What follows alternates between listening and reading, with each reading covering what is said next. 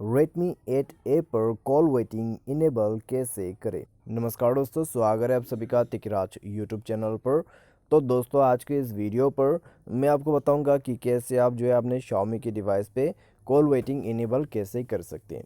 तो दोस्तों, अगर आपको पता नहीं है तो आज के इस वीडियो को देखिए और जानिए यहाँ पर किस तरीके से आपको कॉल वेटिंग इनेबल करना है। ठीक है, तो कॉल वेटिंग दोस्तों आपको तब काम आता है जब आप किसी के साथ बात करें और दूसरी तरफ से और कोई तीसरे बंदा आपको कॉल करते हैं। ठीक है, तब आपको ये पता चलता है कि आपको कोई और भी कांटेक्ट कर रहा है।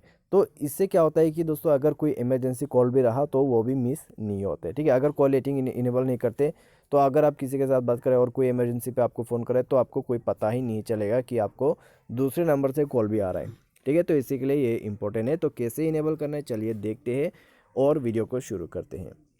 तो दोस्तों, सबसे पहले हमें जाना है अपने फ़ोन डायलर के अंदर पे। ठीक है, जहाँ पे आपको मिलेगा कॉल लॉक्स।